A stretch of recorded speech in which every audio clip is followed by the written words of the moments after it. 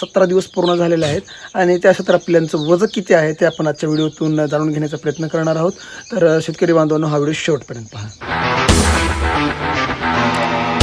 तर सगळ्यात पहिल्यांदा मी तुम्हाला सांगतो की आपली जी 17 पिल्लांची बॅच आहे ती सध्या खूप चांगली आहे आणि कुठलंही अशक्त पिल्लू नाही आहे. ठीक आहे, अशा प्रकारची सगळी पिल्लं आहेत आणि आपण जी पिल्लं आहेत त्या पिल्लांना खाद्य म्हटलं तर बाजरीचा भरडा, मकाचा भरडा आणि राईस उकडून आणि किंवा भरडा करून असं 3 प्रकारचं खाद्य द्यायला चालू आहे. आणि सध्या अजून ते पालेभाज्या खात नाही आहेत, त्याच्यामुळे आपण पालेभाज्या देत नाहीत. त्यांनी जेव्हा पालेभाज्या खायला सुरुवात करतील त्यापासून आपण पालेभाज्या त्यांना देण्यास सुरुवात करूया. मी तुम्हाला एक पक्षी उचलून दाखवतो की म्हणजे तुम्हाला जी आयडिया येऊन जाईल. ठीक आहे, तर हे पाहू शकता आपलं हे 17 दिवसाचं पिल्लू आहे. ठीक आहे, हे 17 दिवसाचं पिल्लू आहे आणि किती तंदुरुस्त आहे तुम्ही पाहू शकता. मी काल कमेंटमध्ये टाकलं होतं की ही जात कोणची ते सांगा. तर काही शेतकरी बांधवांना सांगितलं की ही कावेरी किंवा सोनाली या दोन्हीपैकी जातीपैकी एक पिल्लू आहे. ठीक आहे, तर खूप आपण या छोट्याशा आपल्या बिझनेससाठी मेहनत करतो आहे आणि नक्कीच आपल्याला यश प्राप्त होईल असं वाटतं आहे. कारण की खूप मी लोकांचं ऐकलं आहे की मरणाचे जी पिल्लेचे म्हणजे डेड होतात, मरण पावतात, त्याचे प्रमाण खूप जास्त असते. पण आपल्या 17 बॅचमधल्या पिल्ल्यामध्ये एकसुद्धा पिल्लू आहे ते मरण पावलेलं नाही. एक होतं पण ते आपल्या हलगर्जीपणामुळे म्हणायला हरकत नाही किंवा आपल्याला पाण्याची सोय नव्हती मध्ये जे लहान असताना, त्यावेळेस ते त्या वाटीत पडून मेलं. म्हणजे ते आपल्या चुकीमुळे झालं. पण ते कुठला रोग येऊन किंवा अशा कुठल्याही अपंगत्व येऊन मेलेलं नाही किंवा कमजोर होऊन मेलेलं नाही. सध्या तर तंदुरुस्त आहेत. आणि विषय राहिला तर ही जी पिल्ले आहेत ती पिल्ले 25 अंड्यामधली होते, पण 17 अंड्यातून पिल्ले निघाले. बाकी आपण अजून 26 अंडे टाकलेले आहेत मशीनमध्ये. त्याच्यामध्ये 24 अंड्यामध्ये 7व्या दिवशीची कॅनलिंगमध्ये पक्षी ची हालचाल आहे. पण सध्या पावसाळा चालू आहे, लाईटचा भरोसा नाही आहे क्षणाचा, आपल्याकडे इन्व्हर्टर नाही आहे. आणि विषय म्हणजे इन्व्हर्टर नसल्यामुळं आणि लाईटचा पावसाच्या अभावामुळे पाऊस येतो आहे आता 2-3 दिवसापासून. पण जर लाईट 4 ते 5च्या पुढं 5 तासाच्या पुढं गेलं तर आपलं पूर्णपणे जे अंडे आहेत ती फील होणार आहेत.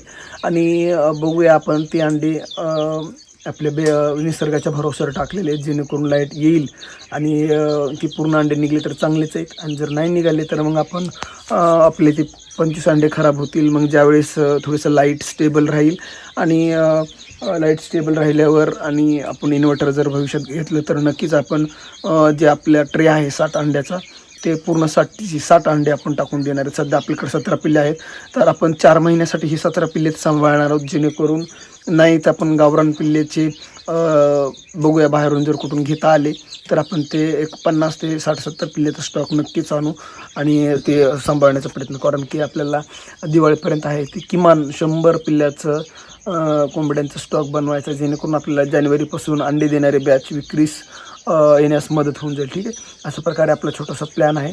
तर मी तुम्हाला दाखवतो. मी एक छोटंसं वजन मापण्यासाठी ऑनलाईन मागवलं आहे. ठीक आहे, हे पाहू शकता तुम्ही. आणि हे जे वजन मागवण्याचे किट आहे हे पाहू शकता तुम्ही. बटन आहे याला आणि याच्यामध्ये बटन दाबलं की किलोग्राम वगैरे वजन मापलं जातं. ठीक आहे, आपण आता काय करूया, एक पिल्लू घेऊया आणि पिल्लू घेऊन त्याचं वजन आहे ते किती होईल मी तुम्हाला दाखवतो. आपल्याकडे एक कॅरी बॅग आहे आणि त्या कॅरी बॅगमध्येच आपण पिल्लांना टाकूया. आपल्याकडं दुसरं तर नाही आहे काही. बघूया कॅरी बॅगमध्ये टाकून त्या पिल्लाला किती ग्रॅम वजन झालं आहे ते आपण जाणून घेऊया. ठीक आहे, तर सगळ्यात पहिल्यांदा हा वजन मापायला आणलेलं आहे. आपण हे कॅरी बॅग लावली कारण की आपल्याला सध्या आता बांधायला पिल्ल्यासाठी काही नाही आहे. आपण या पिल्लापैकी एक भुरं पिल्लू आहे जे की जरा तंदुरुस्त आहे सगळ्यात जास्त आणि सगळ्यात कमकुवत एक आहे.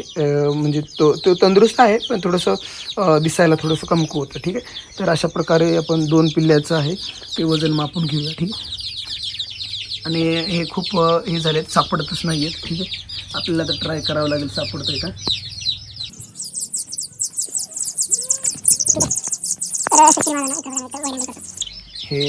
हे सगळ्यात जास्त आपलं तंदुरुस्त पिल्लू आहे हे पाहू शकता. आणि याचं आपण वजन मापणार आहोत. बघूया किती होतं आहे ते. या कॅरी बॅगमध्ये आपण टाकूया. ठीक आहे, हे पाहू शकता 65 ग्राम. ठीक आहे, 15 दिवसामध्ये 70 ते 65 ग्रॅमचं वजन आपल्या पिल्लाचं आहे. ठीक आहे, अशा प्रकारे आपण केलेलं. आपण त्याला बाहेर काढूया. त्याचा ते घाबरलाय. ठीक आहे, खूप घाबरट पिल्लं असतात हे, होऊ शकता. तरी सध्या यांना सवय लागली आपली.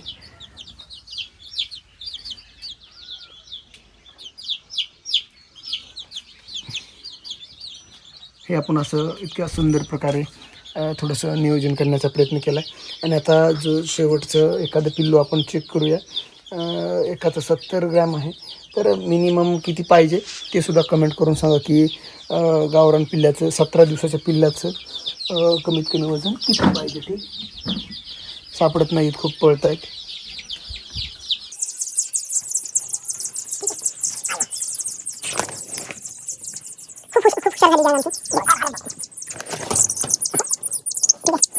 साळुंकी काल कमेंटमध्ये एका शेतकरी बांधवांनी सांगितलं होतं की ही कोण, मी टाकलं होतं की ह्या पक्षाची जात कोणची.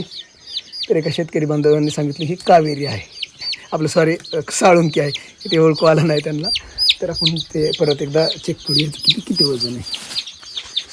ठीक आहे, याचं 55 ग्रॅम आहे. ठीक आहे, तर शेतकरी बांधव तुम्ही आपल्या पिल्ले तर पाहिलेत.